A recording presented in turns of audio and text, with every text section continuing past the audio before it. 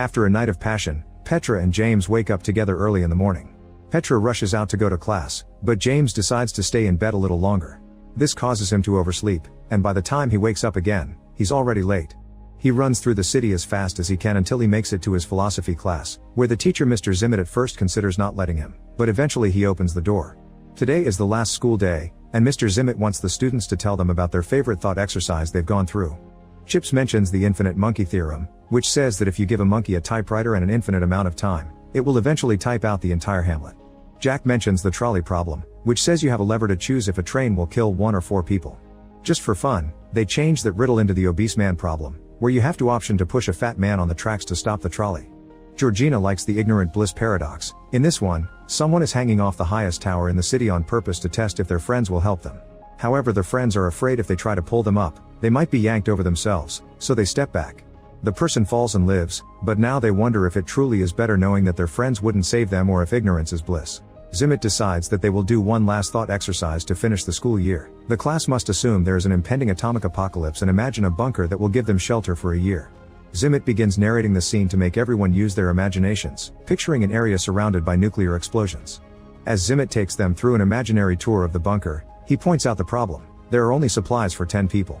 The class has 20 students in it, so they have to decide which of them to let in and who stays out. On top of that, there isn't much time to decide before the atomic radiation reaches them.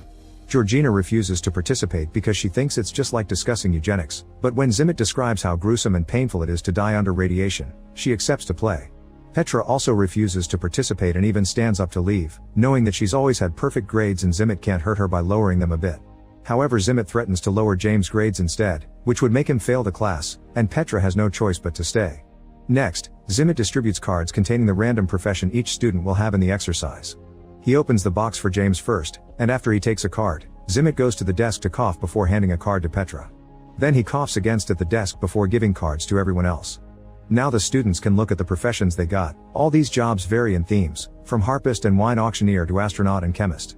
Toby reveals he's a published poet, but he barely gets to finish talking before Zimmett shoots him, revealing he took the gun from the bunker. Zimmett explains that this is more humane than letting him die by radiation, since he wouldn't get into the bunker anyway because a poet isn't useful when humanity must be rebuilt. Zimmett also explains he's part of the exercise, but his profession is hidden so he should be seen as a wild card. Afterward, each student defends their right to enter the bunker and they proceed to vote. The first 9 choices are those who they consider useful for survival: Petra the structural engineer, James the farmer, Georgina the orthopedic surgeon, Chips the carpenter, Jack the chemist, Bonnie the soldier, Annie the electrician, Poppy the psychotherapist, and Omo Seed the senator. There are also 9 that quickly get voted out for not being useful: Vivian the zoologist, Beatrice the fashion designer, Parker the gelato maker, Kavi the real estate agent, Russell the harpist, Plum the hedge fund manager, Nelson the housekeeper, Mitzi the wine auctioneer, and Yoshiko the astronaut. The last place must be chosen between Zimmett and Utami the opera singer. Petra thinks a wild card is a risk, but Jack points out that an opera singer is a luxury and he'd rather risk it with Zimmett, who may have a useful secret. Zimmett wins, and now that the groups are completed, they take 5 minutes to say goodbye, so they move the desks around to pretend they're having their final words. Suddenly they hear some gunshots and discover Zimmett has killed everyone who didn't get a spot, again saying it was the humane thing to do. The group is shocked, and Petra whispers to James that she doesn't want Zimmett in the bunker anymore. James makes a plan and asks everyone to gather some plants before going into the bunker, claiming they're keeping them for replanting when they come out. While everyone is separated to do the gathering, James goes to each of them in turn and tells them of his plan.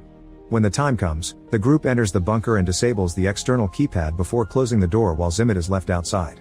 Then they take a look at the different rooms. There's an artificial garden, a day bed, a gym, books, and other things to supposedly avoid depression. In the evening, while everyone sleeps on the cots, James meets Petra on the big bed and tells her he can get through anything with her. Once James falls asleep, Petra goes to check on Zimmett and finds him slowly burning under the radiation. Suddenly Zimmett holds up a piece of paper that says only he has the exit code. Petra immediately calls the group and they begin arguing over what to do, unsure if believing Zimmett or not. In the end they decide to ignore him, and they begin to live through the year in the bunker. It's incredibly boring, and they barely can keep themselves busy with mundane tasks. Every day Petra checks on Zimmett's body, which is slowly rotting, and occasionally a dog comes to munch on it. Once the year passes, the group gets ready to come out, only to discover Zimmett had been right. The lock asks for an exit code. The students proceed to use different methods to try to break the door, to no avail. They try to survive a few more days with the few supplies they have left, but soon they run out, so they decide to end things for themselves for a more humane ending.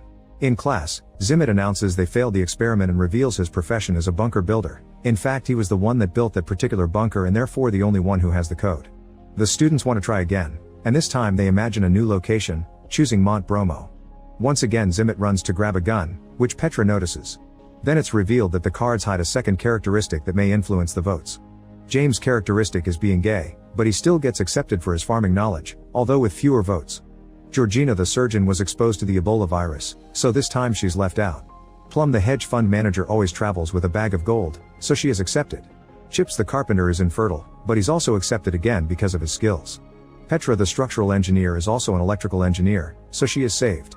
Andy the electrician reveals he has a very rare disease that may kill him at any second, so he's rejected. Poppy the psychotherapist can't have children, so she's left out. Vivian the zoologist reveals she supports PETA, so she is left out again. Jack the chemist won the genetic lottery, meaning he'll live long and healthy, so he's accepted again. Kavi the real estate agent is also a midwife, and since they've lost Georgina as their doctor, he gets to stay this time. Parker the gelato maker has no extra characteristic, which means someone else has too, and he's left out. Utami the opera singer has too. She can speak 7 languages but she will develop a throat tumor in 3 years that won't let her talk anymore, so she's left out. Mitzi the wine auctioneer has an IQ of 200 yet she's left out again. Beatrice the fashion designer created a popular brand of women's clothing out of bamboo, but she's also left out again, and the same happens to Russell the harpist who is autistic. Omoseed the senator will be the first female chief justice of the Supreme Court, therefore she is saved again. Bonnie the soldier has eidetic memory and gets saved once more. Nelson the housekeeper is an exceptionally kind person, which at first doesn't help him, but he ends up staying when Petra says that they need more boys and Omoseed argues that they need more hard and strong workers from the middle class. When Toby the poet is about to mention his characteristic, Zimmet shoots him again, saying this spot is for him because the group still doesn't know the code. Then Zimmet gives Georgina the keys to a truck, and the people that were left outside immediately try to run away to save themselves. Unfortunately, the vehicle is hit by the explosion. The chosen ones also begin running to reach the bunker just in time, and the boring everyday life begins once again. Later in the evening, Petra wakes up and sees James isn't on his bed, so she goes looking for him only to find him getting frisky with Jack, who turns out to be gay in real life. Petra is hurt and rushes out to tell the rest of the group what she saw. Now they decide it's time to discuss how they will get together to procreate. Since Chips is infertile, he doesn't need to help, while Jack and James refuse to participate because they can't even fake it with a woman for the sake of babies. Bonnie and Kavi are paired together, and so are Omoseed and Nelson. As revenge for her boyfriend, Petra accepts to do it with Zimmet, ignoring James when he says she still loves her. While the explosions outside ravage the planet, the 3 couples get frisky at the same time. After 10 weeks of no pregnancies, Zimmet points out that they must change couples, saying the girls should have multiple partners. Bonnie refuses, saying they are taking logic too far to solve things and that shouldn't override her consent. Zimmet walks away only to return with a gun in hand, threatening everyone but Bonnie to leave the room. The group runs out but Jack manages to hide behind a corner, and once Zimmet is distracted, Jack tackles him and makes him drop the gun. Bonnie quickly picks it up and holds Zimmet at gunpoint, but the guys continue to fight until Zimmet overpowers Jack. However, Jack retaliates by stabbing Zimmet in the ear with a pen. Devastated, Zimmet goes to the front door and puts in the code to open it, bringing everyone down with him. The class has failed the exercise again. James is more suspicious now and questions Zimmet's motives for the exercise, mentioning the strange cough he had when he assigned him and Petra the roles and pointing out that Zimmet has not coughed since. Suddenly James goes to the desk and grabs the box, running out of Zimmet's reach to open it and discover the secret. It turns out that the box has hidden compartments and James and Petra's cards have been tampered with, meaning they would always get the same results: gay farmer and double engineer. James wants to know why Zimmet hates him in particular, so Zimmet brings up the allegory of Plato's cave. In this allegory, a man lives his whole life chained to a wall and only ever sees shadows and hears echoes, assuming that's how reality truly looks and sounds. One day the man is unchained and finds that the shadows are caused by bodies and the echoes are caused by voices, discovering that the whole idea of what was real was just an illusion. Zimmet says that this allegory is something like James, claiming that the exercise is meant to confront James about how his privilege has ill-prepared him for the real world, but James doesn't believe him. Zimmet could have made him something useless like a florist so he could be voted out since the beginning, but a gay farmer means Zimmet wanted him to prolong his suffering on purpose. At that moment Petra interrupts the argument and insists that the exercise should be done a third time, this time with James as a florist.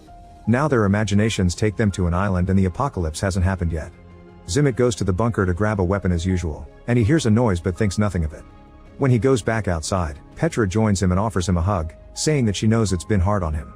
Afterward, Petra asks everyone to trust her to choose who gets to enter the bunker because she has a plan. When everyone agrees, Petra makes her choices and explains her reasoning. Mitzi is saved because a genius wine auctioneer would be smart enough to bring both red and white wine on a trip, ensuring everyone has a good time. Beatrice is saved because dressing well boosts self-esteem, which promotes productivity and could save civilization. Toby's second skill turns out to be champion poker player, so he's saved because he brought cards with him and he'll provide entertainment. Russell is also saved because many people consider autism a gift. Georgina was only exposed to Ebola, but they don't have proof she has it, so Petra brings her in while promising to pray for her. Utami the opera singer may be mute in 3 years, but now everyone could fall asleep to her singing, so she also gets saved. Jack is taken in because of his perfect genes, but he is upset because he'll be without a partner because of his orientation. At that moment Parker comes out of the closet, so he's saved as well. With only 2 spots left, Petra chooses James. As the chosen ones enter the bunker, in the classroom everyone sits together as a team. Zimmit has been complaining all along, and with each choice, he lowers Petra's grade to the point of failing, but seeing the useless people enter the bunker makes him lose it and he reaches for his gun. However, he doesn't find it. It turns out Petra stole it when she hugged him earlier. She gives it back to him, only to reveal it's not loaded. Petra hands Zimmit 2 bullets, saying she doesn't want him to suffer like last time, but at that moment James threatens Zimmit with a rifle. It turns out he had been the noise in the bunker. Desperate to survive, Zimmit says that nobody knows the exit code except him, but Bonnie used her perfect memory to memorize it during the last run. Feeling defeated, Zimmit leaves. Next, Petra wants to give the last slot to Bonnie, but since she refuses, Chips takes the spot. James is no longer gay in this itineration of the exercise and begs Petra to come with them, but she refuses, saying she'll take the boat and try to get out of the radiation zone, only for Chips to reveal he has the boat keys. Acting fast, Chips pushes Petra inside, switching places with her before the door closes. While the rest of the group rushes to the boat to get off the island, Petra continues to narrate the thought exercise, explaining that despite horrific circumstances, somehow they had fun during the year in the bunker because they had cards, wine, Shakespeare performances, and original poems. James tells Petra how much he loves her, but she hesitates to respond with the same phrase. When machines break in the bunker, they use the pieces to make a harp, and Russell plays it while Utami sings to make their evenings magical. Once the year passes, the group leaves the bunker only to discover that the bombs never fell. Zimmit narrates that they will die, as none of them have the technical skills to survive on an island, but Petra responds that their lives will be short, but at least they'll be well and happy. They'll also be ready to welcome death when it arrives. Suddenly a rocket falls on the beach and James gets ready to detonate it, but at that moment Zimmit shows up and shoots to stop him. It turns out he had found a cave and went deep enough to avoid the radiation. For the past year he has been surviving with what he could find there. Zimmit can't let them commit an act as unreasonable as ending the human race and threatens to shoot James with his last bullet, but the rest of the survivors move one by one to stand in front of him as a shield. They use the chance to press the detonation button, and the bomb blows up the entire island. Back in class, Zimmit is ashamed of the latest exercise, but Chips quickly cuts in to offer his own version as well. He says that the boat managed to go far enough to avoid the explosion, and he became the only guy with 6 women all to himself. The group wonders what happened to the 3 other males, and Chips says Kavi drowned, Nelson had a barracuda attack, and Andy had a run-in with the palm tree. Being infertile doesn't mean the chance of procreation is 0, so in this ending, Chips taps a different girl each day. Zimmit finally finishes the class, and all the students leave except Petra, who accuses Zimmit of trying to use the exercise to punish James. It turns out Zimmit has been having an affair with Petra, and he believes James is beneath her. Petra explains that intelligence isn't all that matters and that she loves James, so he shouldn't be punished for something he doesn't know about anyway. Petra gives Zimmit a last kiss and leaves. Afterward, Zimmit is alone in the school and begins running through many variations of what happens if he goes to his office. Sometimes he simply eats, but other times he finds his gun and a shot can be heard in the building. Make sure to subscribe and turn on notifications so you can watch more videos like this. Thanks for watching.